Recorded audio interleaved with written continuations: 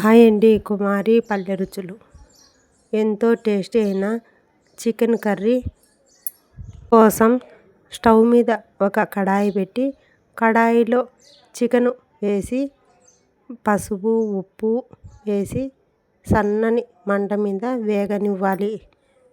మరొక స్టవ్ మీద ఇంకో కడాయి పెట్టి ఎర్రగడ్డ ముక్కలు, టమోటా ముక్కలు, పచ్చిమిర్చి అన్నీ వేసి కలిపి వాటిలో కొద్దిగా కారం పొడి, మనం ఇంట్లో చేసుకునే గరం మసాలా వేసి కలుపుతూ ఒక స్పూను అల్లం పేస్ట్ వేసి అల్లం వెల్లుల్లి పేస్ట్ వేసి కలపాలి. లో ఫ్లేమ్లోనే కలుపుతూ ఉండి దానిలో కొద్దిగా నీళ్లు వేసి కలిపి ఆ నీళ్ళ మసాలా ఈ చికెన్ దానిలో వేసి కలపాలి. కలిపి ఉడికిన తర్వాత పక్కన ఉంచాలి.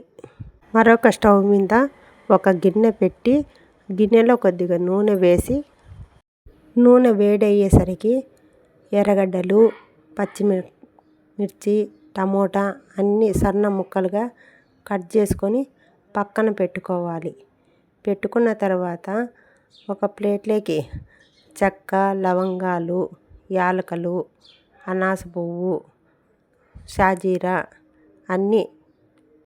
అన్నీ వేసి సన్న మంట మీద వేగనిస్తూ అల్లము వెల్లుల్లి వేసి సన్న మంట మీద వేగనిస్తూ ఉండాలి. వేగిన తర్వాత మనం కట్ చేసుకున్న ఎర్రగడ్డ ముక్కలు కూడా వేసి కలుపుతూ ఉండాలి. అవి కొద్దిగా బ్రౌన్ కలర్లో వచ్చేంతవరకు వేగనిస్తూ ఉండాలి. ఈ రెసిపీలలో వాడిన గరం మసాలా పొడి మనం ఇంట్లోనే హోమ్మేడ్ పౌడర్లలో తయారు చేసినది. చాలా టేస్టీగా ఉన్నాయి. అందుకని ఎవరికైనా కావాలంటే ఆర్డర్ చేసుకోవచ్చు. తర్వాత టమాటా ముక్కలు, పచ్చిమిరపకాయ ముక్కలు వేసి కలబెడుతూ దాంట్లో పుదీనా, కరివేపాకు, కొత్తిమీర అన్నీ వేసి పచ్చివాసన పోయేంతకు మగ్గనిచ్చి వాటిలో ఒక స్పూన్ గరం మసాలా వేసి కలయబెట్టాలి. కలయబెట్టిన తర్వాత అవి బాగా పచ్చివాసన పోయేంతకు వేగనిచ్చి ఎసురు పోసుకోవాలి.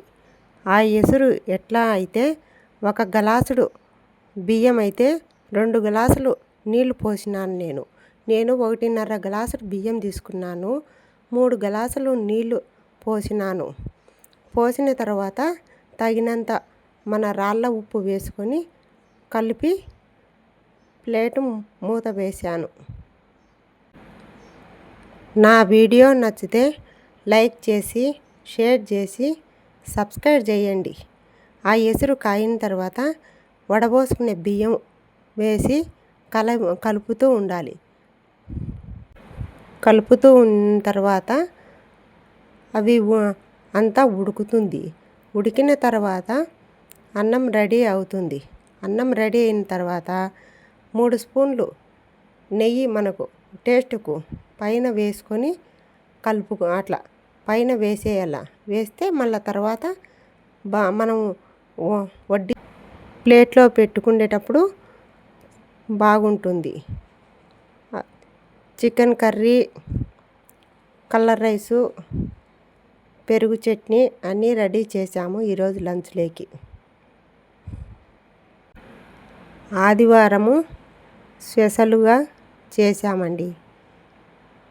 ఇవి చాలా టేస్టీగా ఉన్నాయి.